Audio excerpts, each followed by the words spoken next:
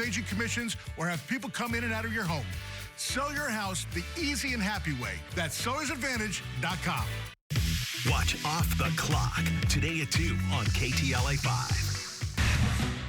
Good morning, I'm Frank Buckley. Tonight, former President Trump will close out the Republican National Convention by formally accepting his party's nomination. Meanwhile, new details are emerging about the moments before his life is nearly taken.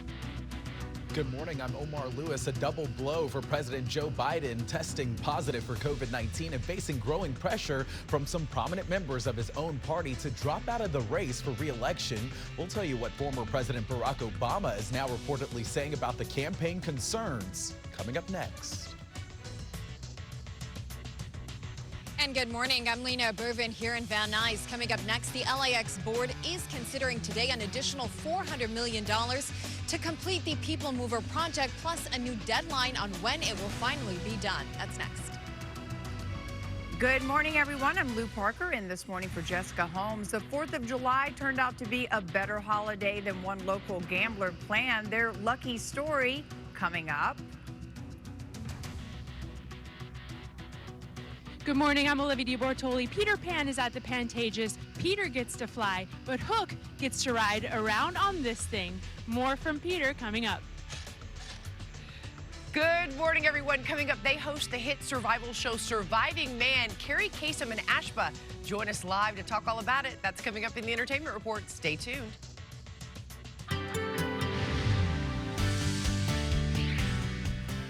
Lou, what are you doing? She was out of place. A little weird.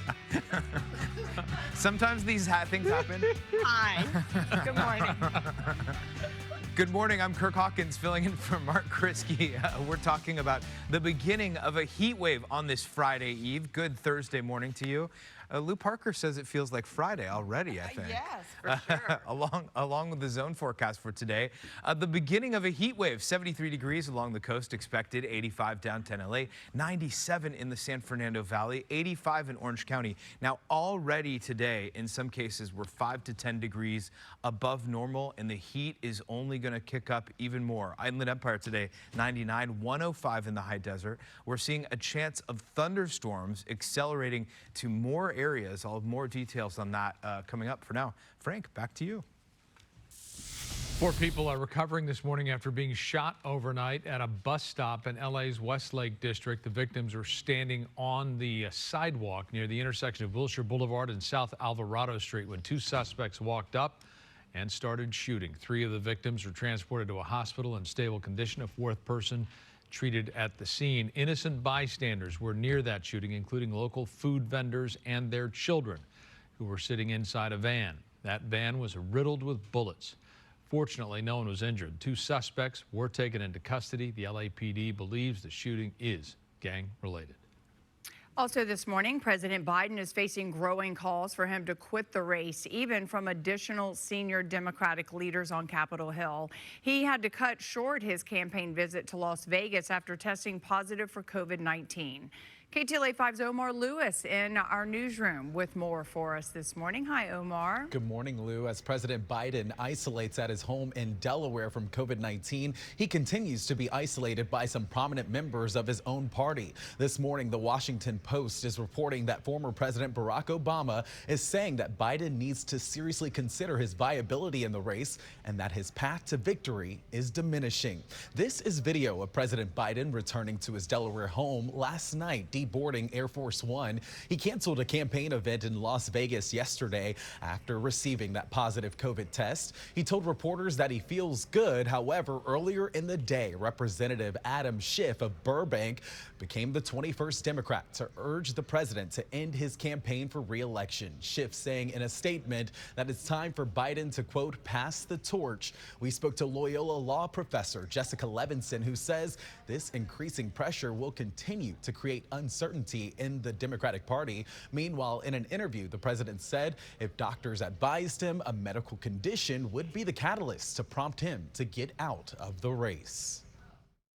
Is there anything that you would look to, you personally, not anybody else, not other pundits, not even perhaps family members, that you would look to say, if I see that, I will reevaluate?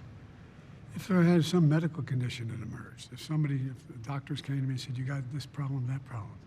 The solution would be to have unscripted live moments, not just with the American public, but also with lawmakers, also with prominent Democrats. The question, of course, is whether or not those moments would help or hurt.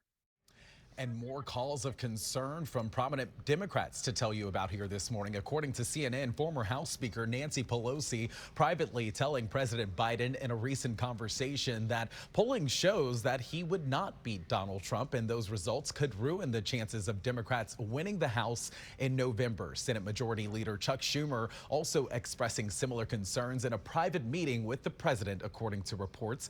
President Biden responding back by pushing back, telling Pelosi he's seen polls that indicate that he can win the election.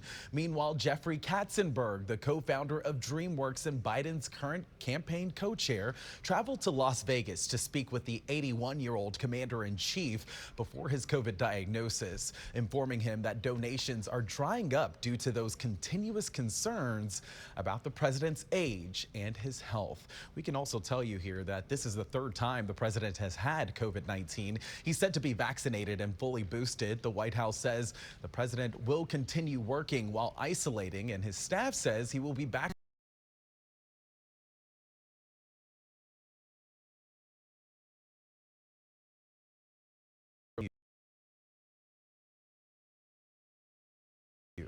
Okay, Omar, thank you for that. New calls this morning for the director of the U.S. Secret Service to resign over the security lapses leading up to the near assassination of former President Donald Trump. This as we learn more about the timeline leading up to the shooting. Lawmakers in the House and Senate received a security briefing call yesterday from the FBI. It included new details about 20-year-old Thomas Crooks. He was seen pacing near the building he used in the shooting at around 5:10 p.m., an hour before shots rang out.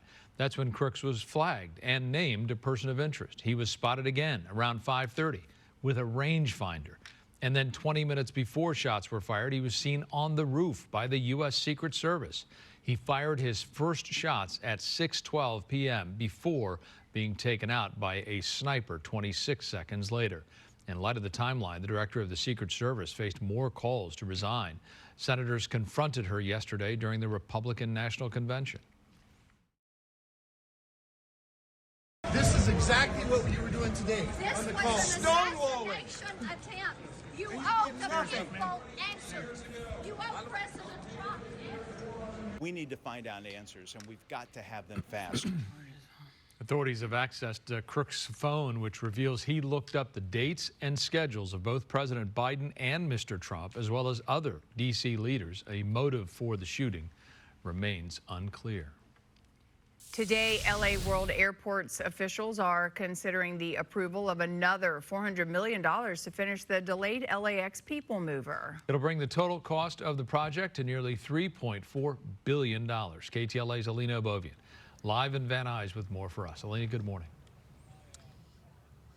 Hi, Lou and Frank. Good morning. You know, not only will they be discussing and voting on a budget, but they'll also be looking at a brand new deadline to finally get this project done. Now, take a look behind me. We are here in Van Nuys at Van Nuys Airport, and this meeting slated to start any minute now.